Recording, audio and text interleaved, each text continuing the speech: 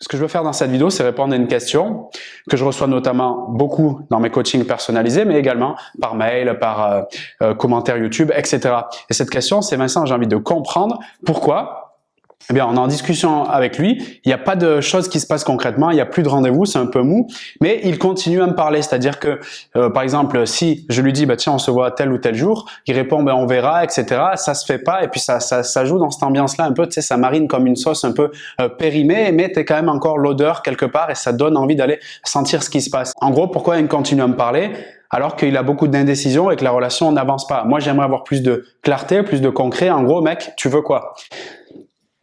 Je vais te donner une explication simple à ça. Le but, c'est pas d'aller excuser le comportement. Le but, c'est de comprendre pour mieux communiquer après derrière.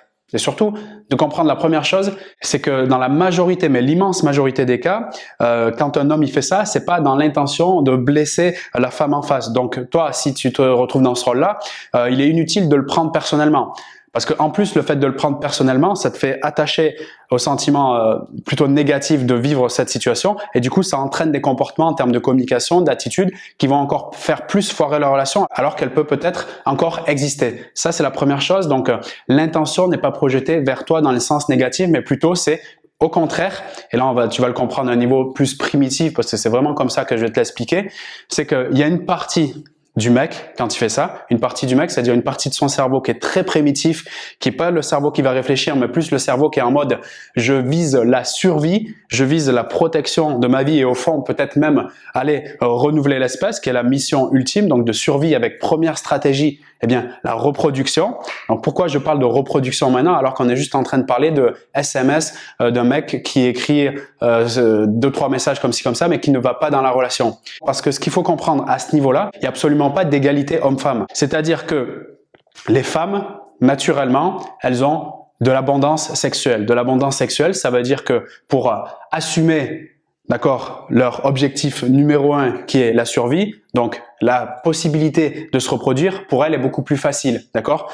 Et si tu es une femme, tu le sais, c'est-à-dire que si tu as besoin aujourd'hui d'avoir du sexe avec une personne, peut-être pas Brad Pitt, tu sais que tu vas y arriver sans problème. Ça sera pas une difficulté si tu veux l'avoir avant ce soir. Seuls ceux qui connaissent bien les femmes, qui ont du pouvoir social et du statut, connaissent l'abondance. Mais c'est juste une minorité masculine. La plupart des hommes sont naturellement dans la misère sexuelle. La misère sexuelle, c'est-à-dire qu'ils vont devoir mettre en place pas mal de stratagèmes, comme je viens de l'indiquer là précédemment, pour leur permettre d'arriver à assouvir leur mission numéro 1, qui est la survie et la reproduction de l'espèce. Ça, c'est un niveau très inconscient, très primitif, ce qui entraîne, donc là, maintenant on est dans le côté du cerveau qui réfléchit, qui analyse et qui explique, puisque tu es peut-être ici en train de chercher à comprendre pourquoi finalement il essaye de me garder sous le coude en parlant, même s'il n'y a pas trop de relations qui se mettent en place. Parce qu'à un niveau très inconscient, ce qui se dit, c'est si il en a une ici, peut-être une autre ici, même si la relation elle n'est pas flamboyante sur une imagination comme toi, tu pourrais la projeter d'un truc de couple sympa, machin, relation stable, etc. Pour lui, à un niveau inconscient, ce qui est important, c'est de se dire ben, si j'en ai une là, même si c'est pas la folie dans cette relation, au cas où je perds cette relation ici, je pourrais peut-être revenir ici et du coup, je vivrai pas la misère sexuelle et je pourrais respecter ma mission prioritaire qui est de perpétuer l'espèce. Je sais qu'une partie des femmes qui regardent cette vidéo ont une conscience plutôt éveillée sur cette situation et comprennent parfaitement ça, du coup se détacheront émotionnellement et amèneront des communications plus élaborées pour potentiellement faire revivre la relation ou bien s'en extraire et puis c'est complètement ok. Je sais aussi qu'une partie des femmes qui regardent cette vidéo vont renier complètement cette information et dire mais attends c'est quoi cette vision à l'ancienne etc. Attends on est quand même des êtres humains, on n'est plus des primates etc. Et j'accepte complètement l'idée. Tu sais le but de mon partage moi il est uniquement te faire part de mes recherches, de mon expertise et aussi du terrain pour t'aider toi à réussir tes relations et t'épanouir dans celle-ci. Donc c'est complètement ok. Mais retiens bien un truc de cette vidéo, c'est que au fond, il a rien contre toi quand il est en train de mettre ça en place. C'est juste que il est un peu guidé par, ces émotions un peu primitives, d'accord, qui est au fond la peur de manquer, et il agit en fonction de celle-ci. Pour une grande partie des mecs qui seront pas très clairs, justement, et qui feront vivre une relation mais sans être impliqués à l'intérieur, c'est aussi qu'ils ont du mal à s'affirmer, tout simplement. Ils ont du mal à être des leaders finalement de leur propre vie et d'exprimer clairement ce qu'ils pensent, ce qu'ils ressentent. Tout ça, au fond, dénote d'une faible estime de soi, d'une faible confiance en ses capacités justement à savoir communiquer et à poser des bases.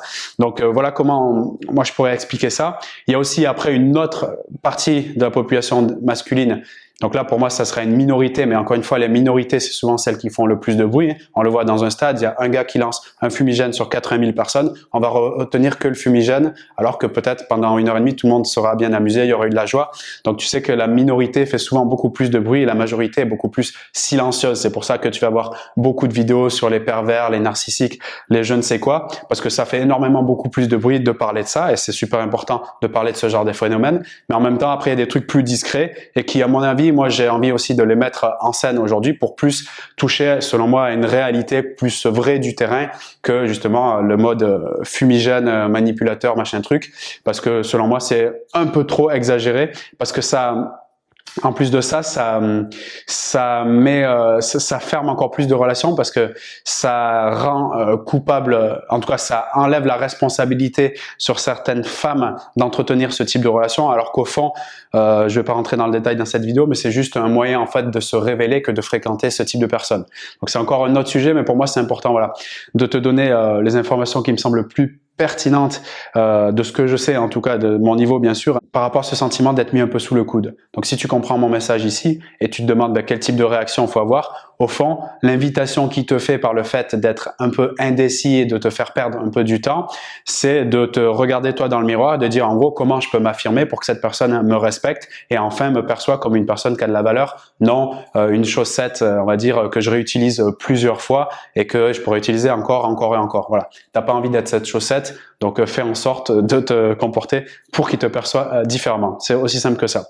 Donc je te remercie pour ton écoute, je te remercie pour tes partages et pour toutes les questions également que tu peux me poser, notamment en dessous des vidéos, par mail et aussi dans les coachings privés que je réalise, parce que c'est grâce aussi à toutes ces questions, toutes ces choses que je reçois. Donc j'ai beaucoup d'amour et de gratitude pour ça. Encore une fois, merci. Je remercie jamais assez pour tout l'amour que vous me portez, tout l'amour que vous avez dans vos messages, dans la capacité justement à quelque part confier votre intimité par le fait de d'écrire, d'expliquer les situations que vous vivez, les analyses que vous pouvez en faire. Donc là, je m'adresse au groupe, c'est pour ça que je vous vois à ce moment-là. Et donc, pour moi, je trouve que ça a beaucoup de valeur et c'est pour ça que certaines des questions que je vais pouvoir recevoir dans les messages, etc., vont servir pour de nouveaux contenus, de nouvelles vidéos. Donc, merci encore pour ça.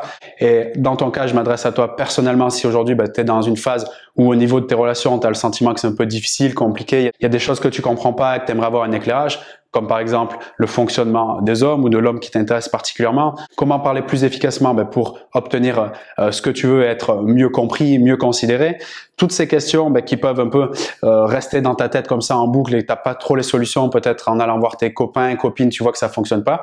Regarde dans le lien de la description de cette vidéo, je t'ai mis un lien pour t'offrir un coaching privé et personnalisé dans lequel tu auras toutes les réponses à tes questions et tu auras beaucoup plus de clarté dans ton esprit et donc une affirmation au niveau de tes actions pour réaliser ce qui t'intéresse et réussir à t'épanouir dans tes relations amoureuses. C'est tout le meilleur que je te souhaite. Je te dis à très vite et à très bientôt pour le coaching et d'autres vidéos sur la chaîne. Salut à toi. Hey baby, don't you know that I got a bone to pick with you? No